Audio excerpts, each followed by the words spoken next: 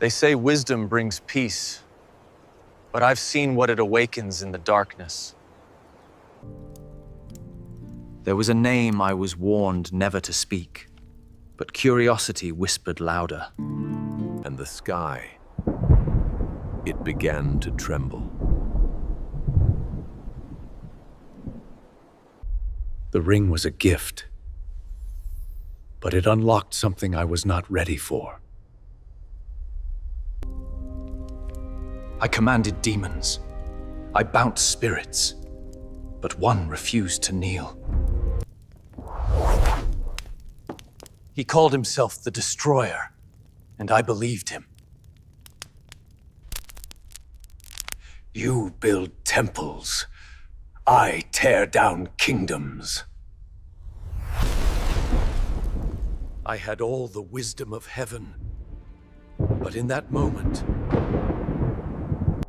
The air thickened, like 1,000 curses floating in the wind. Lord, I asked for wisdom, but what have I summoned? Only one name made him tremble. Not by power, not by mind, but by your spirit. I remembered my father's words. Fear God. That is the beginning of wisdom. I remembered my father's words. Fear God. That is the beginning of wisdom. Some doors are not meant to be opened. What I faced was real, and it will return. The world is not ready.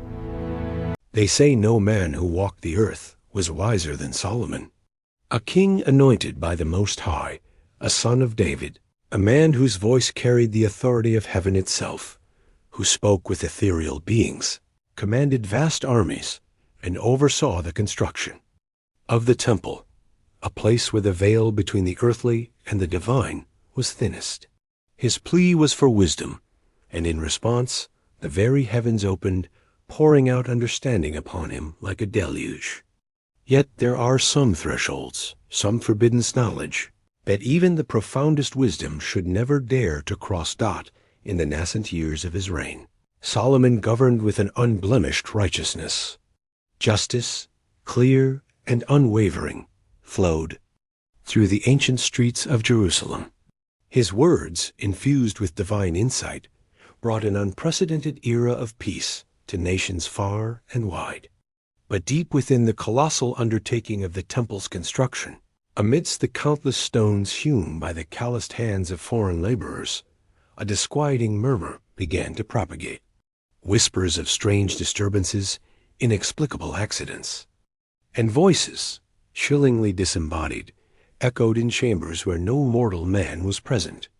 A sense of unease, like a cold mist, began to creep into the holy grounds one sacred night as the moon cast long, silver shadows across the sleeping city. Solomon lay in the quiet solitude of his chambers.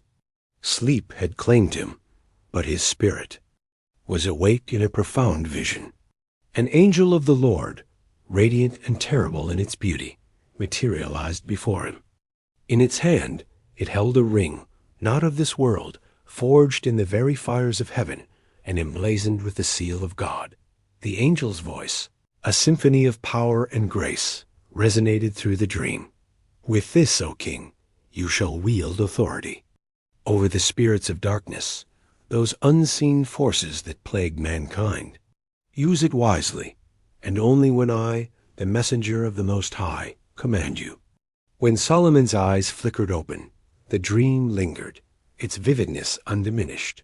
And there, upon his finger, was the ring. Its weight was profoundly unnatural, far heavier than its appearance suggested, a testament to its otherworldly origin. A faint, almost imperceptible glow emanated from it, an eternal light that defied earthly illumination. He knew, with an absolute certainty that resonated in his very soul, that this was not merely a tool, an ornate piece of jewelry. This was a key, capable of unlocking realms that mortal eyes were never meant to behold. Soon after, a desperate plea reached his royal court. Workers brought before him a man, no longer truly himself, but a vessel of torment. He was possessed by a malevolent entity. His strength was inhuman, raw and terrifying, capable of snapping chains like thread. His eyes, once full of life, were now pits of bottomless black, reflecting no light, only an ancient malice. And his voice was not his own, but a guttural sound, like the wind howling through desolate graves, a testament to the suffering within. Solomon, recalling the angelic vision, raised the ring. Its faint glow intensified, casting an ethereal light on the tormented man. Immediately, the man collapsed to the ground, writhing as if in the throes of an unseen agony. A piercing, inhuman scream tore from his throat, a sound that seemed to rip the very fabric of the air. Solomon, his voice firm with newly granted authority, demanded the spirit's name. Orneas, it shrieked, the name echoing with a profound weariness. I am the one who drains the very vitality from young men, twisting their pure thoughts into dark obsessions in the dead of night, and planting the seeds of despair in their hearts until they wither.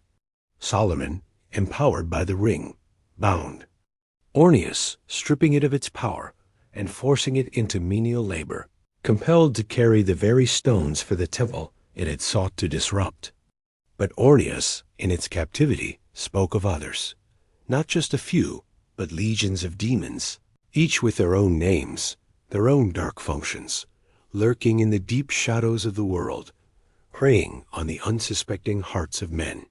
And so, Solomon began his perilous summoning. One by one, he called forth these unseen entities, compelling them by the divine authority of the ring to confess their nefarious purposes, to reveal their inherent weaknesses. With each confession, he bound them into forced labor, their dark powers subjugated to the construction of God's house. This continued for a time, a secret war waged in the heart of Jerusalem, until a voice unlike any he had yet encountered pierced the very air. One evening, as the fiery orb of the sun dipped below the rugged hills of Judea, casting long crimson shadows, a chilling, dark wind swept through the nascent temple. Animals across the city cried out in fear, their instincts sensing an unseen terror. The oil lamps, meticulously lit throughout the sprawling complex, flickered wildly, threatening to extinguish altogether. And in the holy place, the very ground beneath their feet began to tremble, a deep, resonant vibration that spoke of immense, ancient power. I know who you are, Son of David, the voice boomed, a resonant sound that seemed to emanate from everywhere and nowhere at once, laced with an ancient, terrifying amusement. I have watched your celebrated wisdom, but I assure you, I am not like the others you have so easily subdued. From the deepening shadows, a form began to emerge, not a physical being in the earthly sense, but a vast, shifting presence, cloaked in tendrils of dark smoke. Its eyes, twin pools of molten iron, burned with an infernal light that seemed to pierce the soul. Its mere presence was so overwhelming that the seasoned priests, men of unwavering faith, fled in sheer terror, their holy vestments forgotten. The temple guards, brave warriors accustomed to battle, collapsed to the ground, their courage utterly broken by an unseeable force. Who are you? Solomon demanded, his voice betraying a hint of the tremor in his soul, but his hand still raised, the divine ring blazing with a fierce, protective light. The being let out a chilling, echoing laugh that seemed to strip the very joy from the eye. Heir, I am Abaddon, the destroyer, the king of the bottomless abyss. I am the very angel of death, destined to rise in the ultimate end of all things, the one who brings desolation. A profound tremor shook Solomon's very core. He had faced a multitude of lesser spirits, liars, cunning deceivers, insidious, corrupters of the human soul. But never before had he stood against a true prince of darkness, a being whose name echoed in the prophecies of a coming judgment. Never one who stood at the very precipice of revelation itself. By the name above all names, the name before which all creation bows, I command you, submit. Solomon's voice, though strained, was imbued with an authority that was not his own, but a direct conduit from the divine. Abaddon recoiled, a vast, shadowy form flinching as if struck. The ring on Solomon's finger burned with an incandescent, divine fire, a beacon of pure light against the encroaching darkness. The destroyer, a being of immense, ancient power, was forced to kneel, its colossal form humbled before the power of heaven's seal. You are indeed powerful, Solomon, Abaddon hissed, its voice filled with a bitter, simmering rage. But your time is limited. Your reign, however glorious, is but a fleeting moment in the grand tapestry of eternity. In the end, your much-vaunted wisdom will not be enough to save you. In the final days, humanity will turn inward, worshipping only themselves, and then I will be loosed, unleashed upon a world ripe for destruction. With the full might of his divine authority, Solomon bound Abaddon, not with earthly ropes, but with chains of spectral iron, forged by the command of the Most High and sealed irrevocably by the power of the sacred ring. He then commanded that the bound entity be cast into a massive bronze vessel, intricately engraved with holy names and powerful protective sigils. This vessel, a prison for the destroyer, was then interred deep beneath the very foundations of the temple, buried within the solid bedrock, miles beneath the earth in a place where no light, whether of sun or moon, could ever reach. But as his fame soared, as his wisdom became a legend across the known world, a subtle yet profound change began to take root within Solomon's heart. His pride, an insidious weed, grew alongside his glory. He began to marry foreign women, not for political alliances alone, but drawn by their exotic beauty and the allure of their cultures. With them, he built altars to their strange gods, allowing their pagan rituals to defile the sanctity of his kingdom. And the divine wisdom that had once been the unwavering guardian of his soul, the very gift he had sought, began to flicker, its brilliant flame dimming with each compromise. One oppressive night, as the heavy, sweet incense burned before a foreign idol in one of his many opulent palaces, Solomon heard a whisper, faint yet chillingly clear, echoing through the silence. Did you truly believe I would stay buried forever, O king? He spun around, his heart leaping into his throat, but saw no one. The vast chamber was empty, save for the smoking altar. Yet his soul trembled, a primal fear seizing him, for the voice was unmistakable. Years later, long after Solomon's death, and the fading of his unparalleled glory, Jerusalem found itself plunged into turmoil. The magnificent temple still stood, a testament to his ambition, but symbolic cracks began to appear in its very foundations, mirroring the fracturing of the kingdom itself.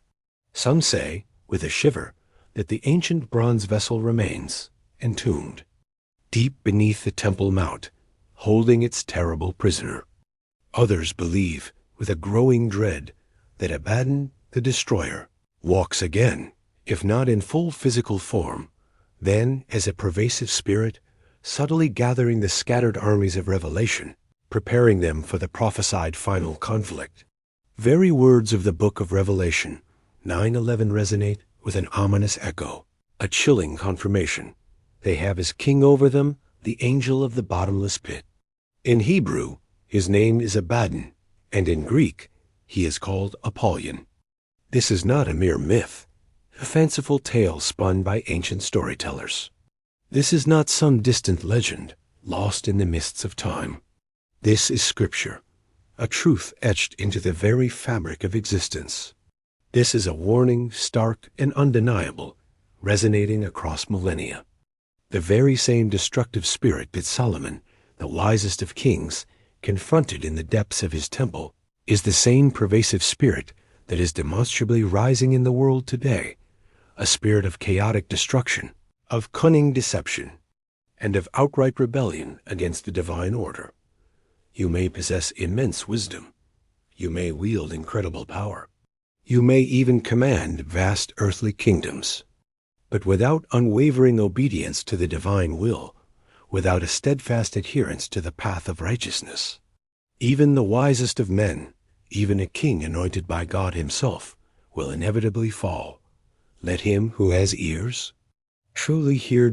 If this profound message has stirred your spirit, if it has awakened a truth within your soul, do not keep it confined.